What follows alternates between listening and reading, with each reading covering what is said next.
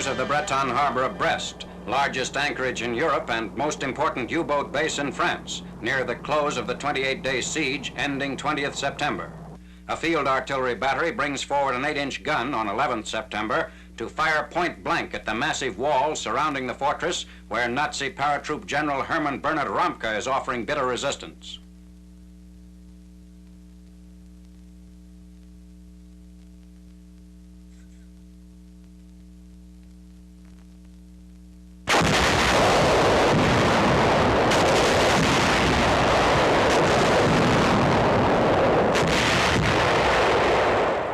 General Eisenhower's order that bombing and shelling of the besieged city be continued until surrender, P-47s of the 9th Air Force dive-bombed Nazi installations and remnants of an estimated original garrison of 20,000. The Germans resisted fanatically. General Ramke told them, "Every soldier marching against us is one threat less against the homeland."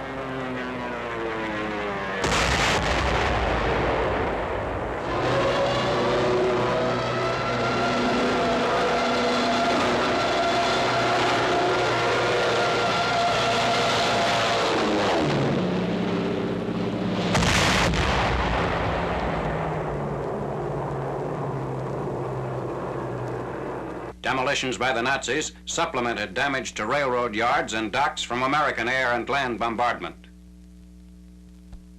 American infantrymen take up positions in a captured strong point overlooking the waterfront. A tank destroyer goes into action. Snipers had held up progress through this street before arrival of the armored vehicle. Equipped with Bangalore torpedoes, a demolition squad sets out to reduce German pillboxes still blocking a general entry into the city on 11th September.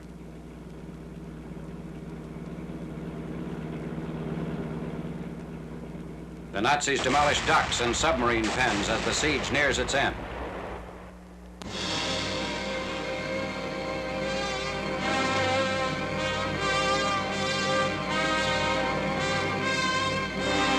At Beaugency, 18 miles southwest of Orleans, France, approximately 20,000 German troops are surrendered by their commander, Major General Eric Elster. The capitulation is accepted by Major General Robert C. Macon, commander of the U.S. 83rd Division. General Elster, General, General Macon,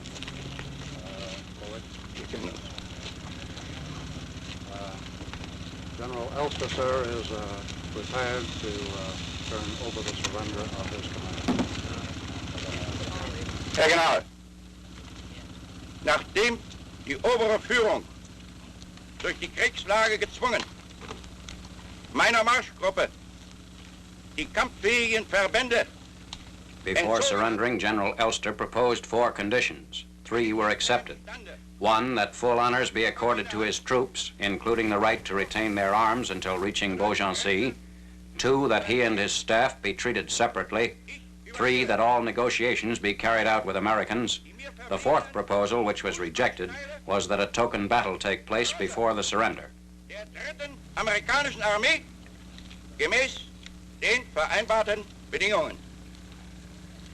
General Elster hands over his pistol as a token of surrender.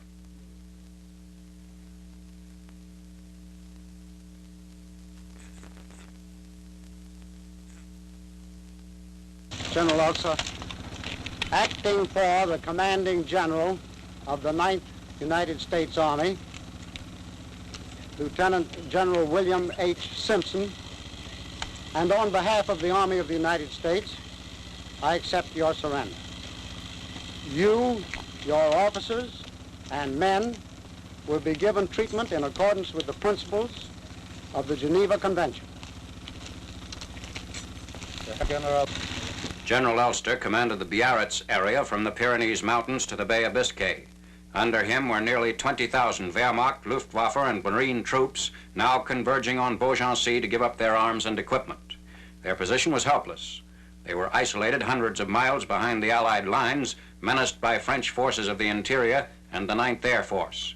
They marched from the area above Châteauneuf, south of the town of Romorantin. It was near Romorantin that a young officer, Lieutenant Samuel W. McGill, first received word of Elster's desire to surrender. 500 trucks and 400 commandeered civilian cars are in the caravan.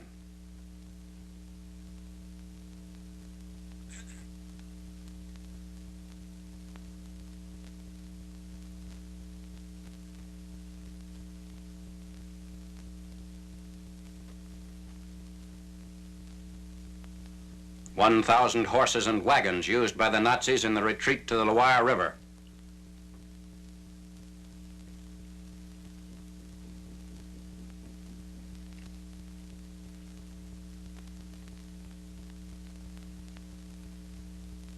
During the Blitzkrieg, it was not unusual to see 20,000 men surrender at once, but it's something new to the Germans that they should be the ones to surrender in such numbers.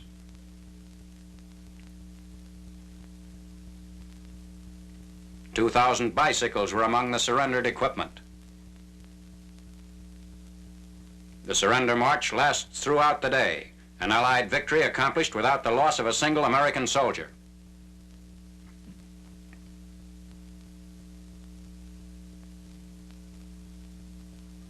Arriving at Beaugency, the horses and vehicles are placed in enclosures.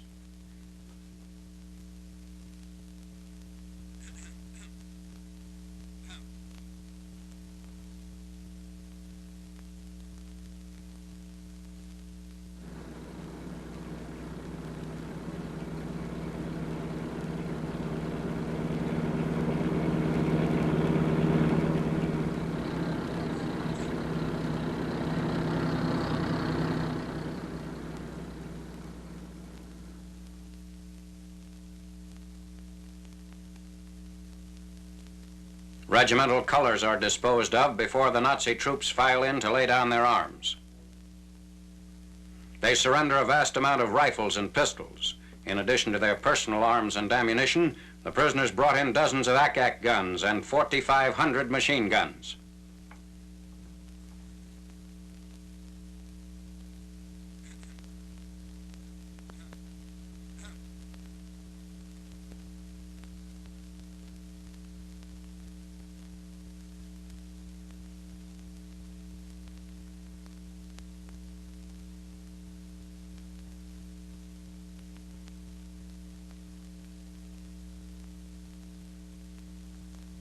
Entering the prisoner of war compound. The exact count is 19,360 men, the largest single group of Nazis to surrender in southwestern France.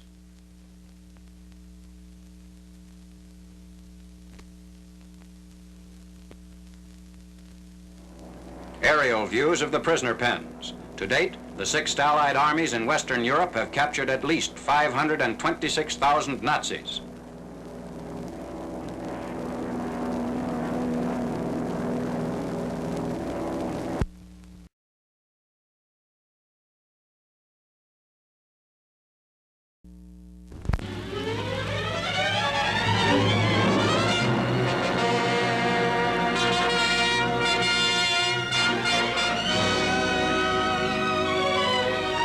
New flying bomb launching sites along the rocket coast near the Pas-de-Calais and Flanders. The ramp, resembling a ski run, is 50 yards long with rails about a yard apart. Between the rails are two covers of half-inch steel with a 3/4-inch center groove. Below the covers is a tube for inserting a piston, which propels the buzz bombs during takeoffs.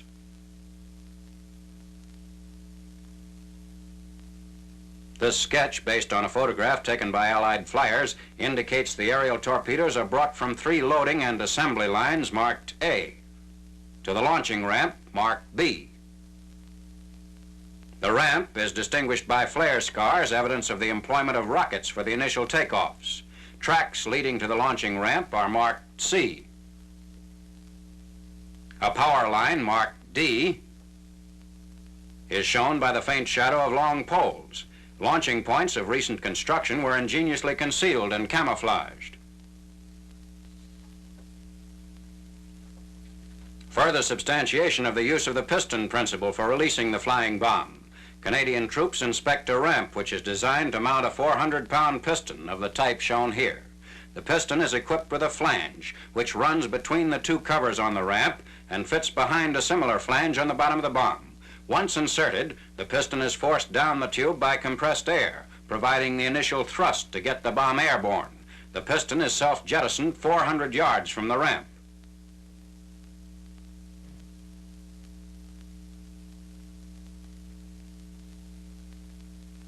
These apparently are remote controls for the launching. The set was operated by the Nazis at a spot where they believed they'd be least vulnerable to the many hazards of the takeoffs.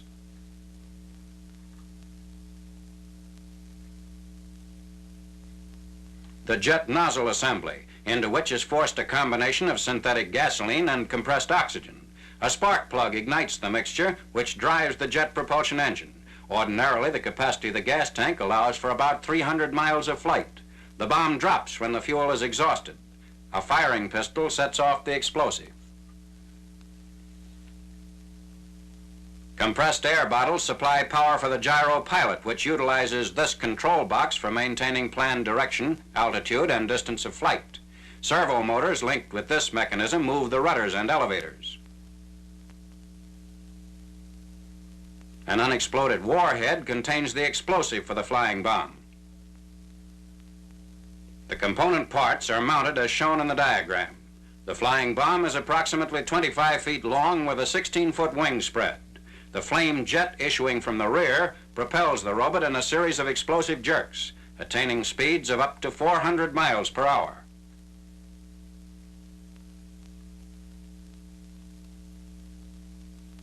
This launching site was attacked by 500 Allied bombers. One explosion blew a block of concrete 30 feet up onto the limb of a tree.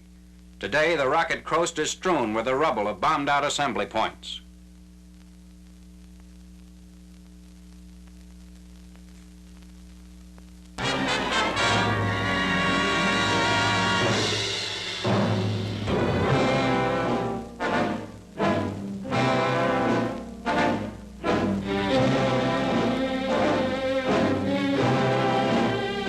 General Patton's troops forge bridgeheads over the Moselle south of Metz. For the first time, the Third Army makes tactical use of mechanical smoke generators to screen its operations. On 12th September, a chemical smoke company lays down a thick screen which conceals the crossing of a span near the village of Arneville, France. Concentrations of Nazi infantry, armor, and artillery faced the Third Army between the Moselle and the West Wall.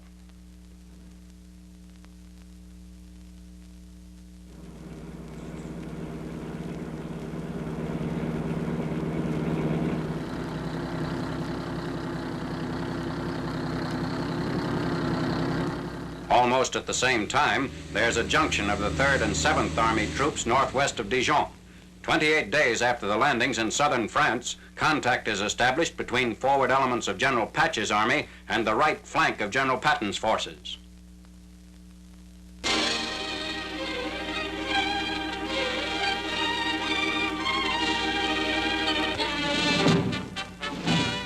Drive from France into Belgium of the British Second Army under Lieutenant General Sir Miles Dempsey. Advancing 60 miles in 36 hours, the Tommies crossed the border east of Lille, taking Tournai 3rd September. From here, the British spread out west to reach Ghent, where Belgian patriots helped to clean up sniper groups.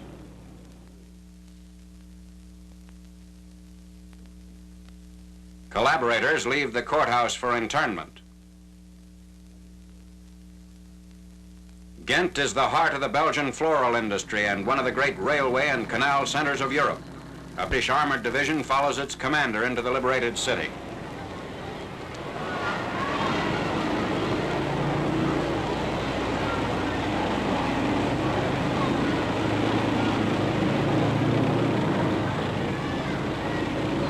Other troops push north toward Antwerp and enter the burning city 4th September. The Germans still dominate the approaches to the great port, which in peacetime handled more than 20 million tons of cargo a year.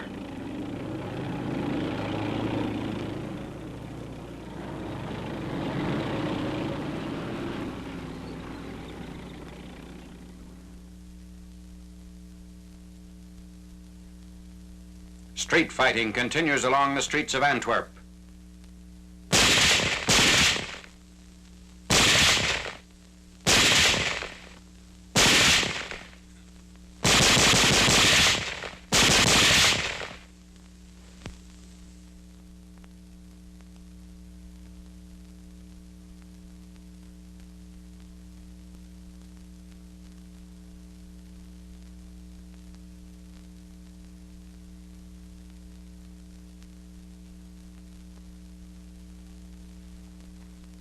rounding up Nazi defenders as the Second Army spearheads towards Holland.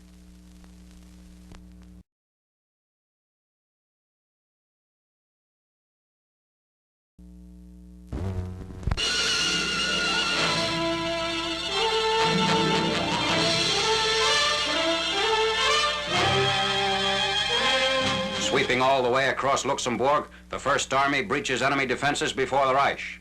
In the German town of Wollendorf, a captured pillbox displays a sign that says Hitler has personally inspected this fortification. Wollendorf is still afire from Allied shellings. Crossings of the German frontier from Luxembourg were made on 11th September. D plus 97. The campaign to turn the vaunted Siegfried Line brings the war to German soil for the first time since the autumn of 1939. The second surge into Germany in less than 24 hours is made from southeastern Belgium. Troops push past Montreux en route to the border.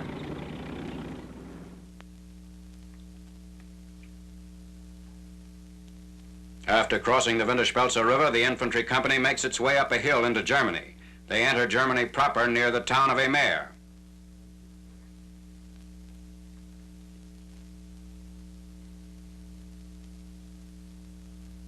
Entry into Germany at a point above Eupen on 12th September. At 14:55 hours, the border town of Rütgen is occupied. The white flag is prominently displayed within Rütgen.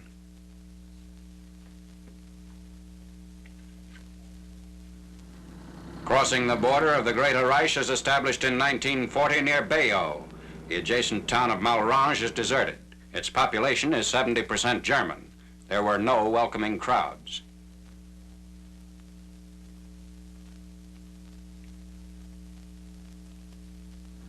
The fast Allied drive across Belgium was aided to a great extent by the Belgian White Army.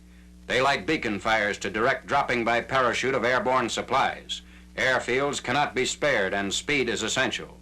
These resistant troops must be armed to assist in mopping up rearguard Nazis and to patrol vital lines of communications.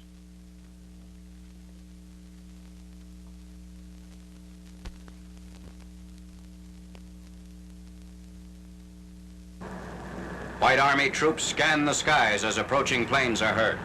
The aircraft are British Sterlings. They're loaded down with guns and ammunition which were packed in special containers for the parachute landings.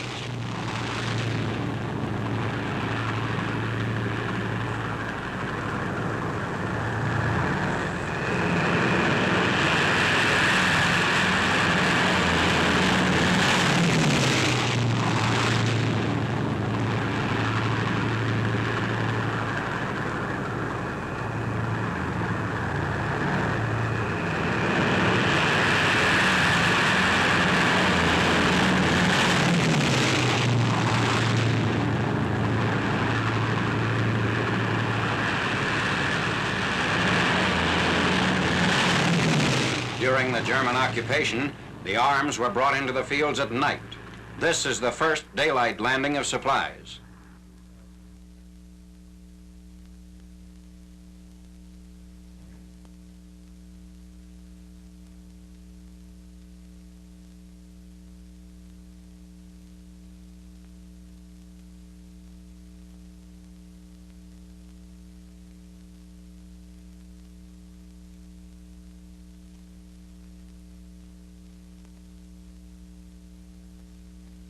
The parachutes are carefully rolled and will be returned to England.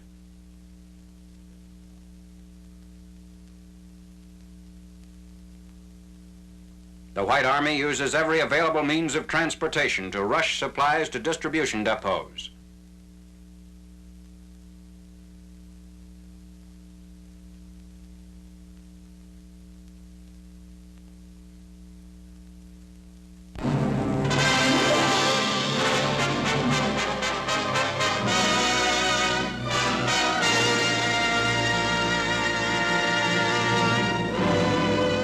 Preparations in England for the airborne operations of 17th September. The 1st Allied Airborne Army, under Lieutenant General Louis H. Brereton, is ready to take off from scores of fields to invade the Rhine Delta of the Netherlands. The forces participating in the largest assault of its kind are the U.S. 82nd and 101st Airborne Divisions, veterans of the D-Day landings in Normandy, also the British 1st Airborne Division. The paratroopers are loaded into hundreds of C-47 transports. They were preceded by a vast fleet of bombers and fighters which softened up the Dutch invasion area.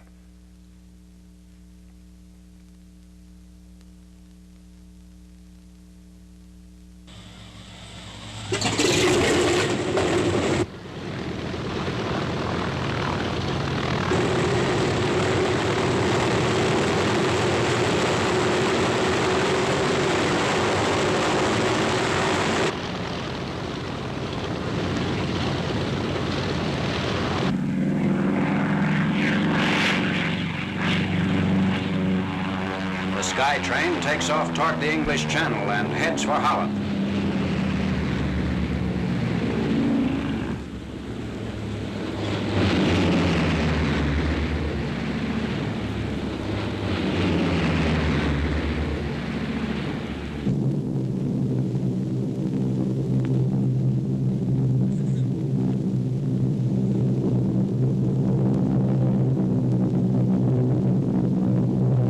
Landings are scheduled to be made north of Eindhoven, southeast of Nijmegen, and west of Arnhem.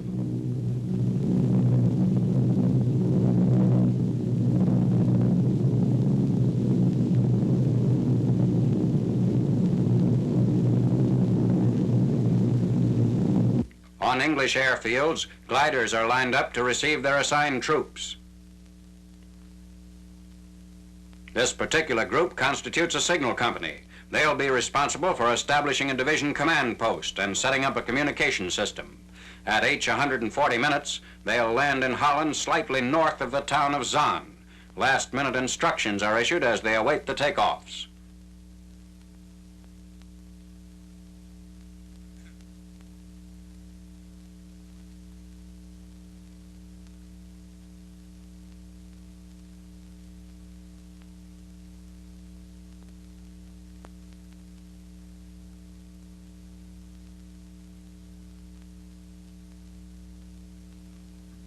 The gliders, towed by C-47s, carry field tanks, hospital equipment, and numerous items necessary for a self-contained army.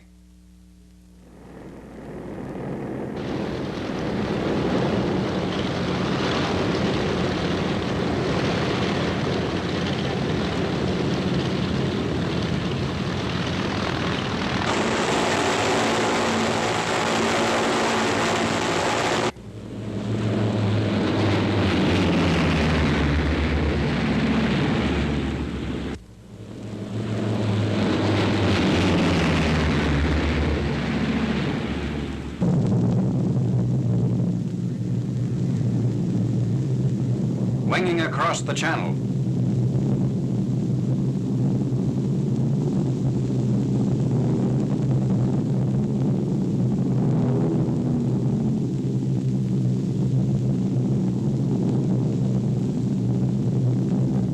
The vast inundated plains of Holland, where Nazis opened the dikes to provide barriers against land invasion. The airborne attack is aimed at the rivers of the Netherlands that form a natural protective front for the weakest part of Fortress Germany.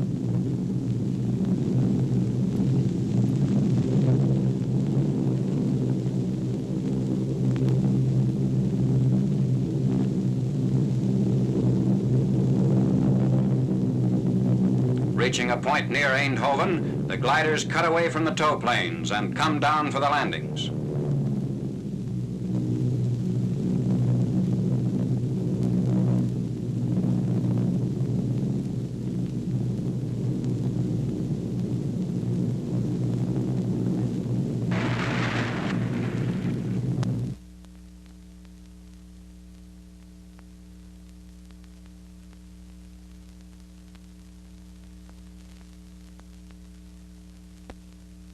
The airborne troops quickly consolidate their initial objectives.